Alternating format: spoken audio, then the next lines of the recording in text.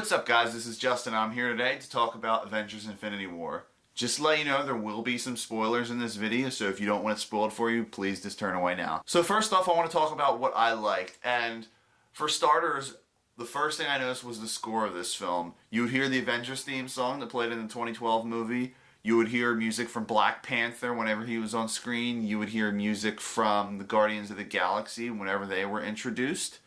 And I just thought it made for a more memorable movie. In past Marvel movies, I want to say about 2/3 of the films kind of have forgettable scores. You have Captain America's theme that's familiar, Iron Man 3, Brian Tyler's theme that was really well done. I would fight to say the first Thor movie had somewhat memorable theme, and same with Spider-Man, but I'm pretty sure I didn't hear Spider-Man's theme in this film. Next up, I want to give props to Marvel for going in some dark places, finally. You have a lot of their Netflix series that deal with dark themes and stuff like that. In the end of the film, when Thanos snaps his fingers, you have about half the Avengers just wiped out from existence, and I'm not gonna lie, it gets really sad. You see Spider-Man get vanished, you see Nick Fury and Maria Hill get vanished at the end. There's a lot of other people who died too. Guardians of the Galaxy completely wiped off the map. But one of the issues I have with this film is, you know there's going to be a part 2, and you know for the most part, about 90% of the people you saw disappear are going to come back. You know there's a Guardians of the Galaxy 3 coming, and there's a few other Marvel Studios films that are up next that you kind of know that, okay, yeah, these characters are coming back, so I didn't really get emotional when I saw them just cease to exist. The one thing I will say is each character got their moment to shine. Scarlet Witch definitely did some crazy things in this film. Captain America, or Nomad should I say, definitely had some scenes that highlighted his new look on life. So another highlight for me was Thor's character arc in this film, because you have him going with the Guardians of the Galaxy and kind of following up on his story. You had Hulk being cast out from space, you had Loki and Heimdall dying. I'm guessing they're going to stay dead because they actually died by the hands of Thanos, not just being wiped from existence. Then after that you have Thor going off with Guardians of the Galaxy, and then Rocket Raccoon gives him that eye so he doesn't need his eye patch anymore. And now we come to Peter Dinklage's character, where he's a huge dwarf, I know, and basically Thor goes to him because he needs a weapon to defeat Thanos. So they forge Stormbreaker, which is probably the coolest weapon I've seen him have. I like it better than his hammer. I know once you saw him use that, some shit was about to go down. One of the coolest parts in the film, in my opinion, was when Doctor Strange was fighting Thanos and he does that whole meditation thing and clones himself about 100 times, and you just felt like you're on a different plane of existence or something like that. I thought that was awesome. The only character who didn't really impress me was Bruce Banner, because he was just a huge man-child cracking one-liners, and I get the whole, like, I don't want to be the Hulk anymore, because in Thor Ragnarok you had him being Hulk for 2 years, and he was afraid that if he turns to the Hulk again, he's not going to want to turn back ever. So I get that, and that was a cool thing to play off of, but Bruce Banner's a scientist, and you could highlight that when he's out of his suit. You don't have to have someone else help him to be special. Like by Tony Stark giving him the Hulkbuster armor, he was just like, oh, it's like I'm the Hulk. Or he was just like, shut up, you big green asshole. And I'm just like, oh, God. And it's like, it just came off as so cringeworthy and weird. And one of the things Marvel has been doing lately, and it's been really bothering me, is oddly timed humor. You have this huge battle for Wakanda, and it's getting really serious and towards the end of the film, and you still have Bruce Banner cracking these one-liners that just don't land at all.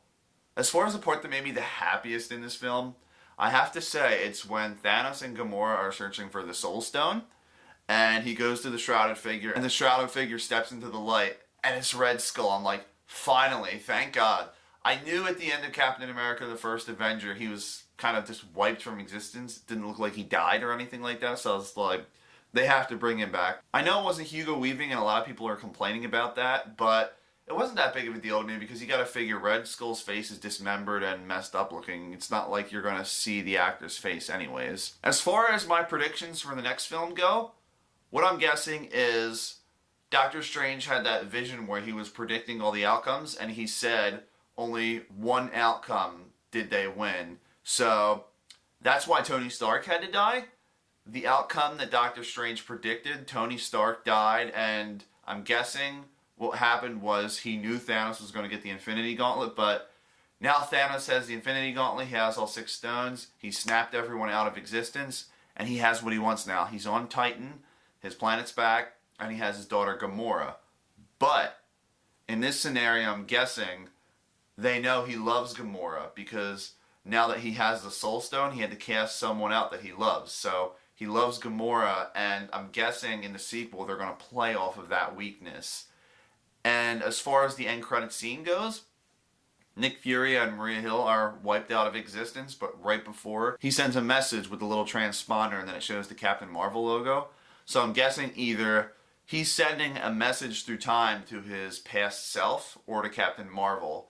And I'm guessing that's what's going to start the kind of reboot of the MCU, if you will. Because I'm pretty sure I saw online photos from the first Avengers film. So I'm guessing they might revisit that time period in the next Avengers film, or maybe in an after-credits scene of Captain Marvel.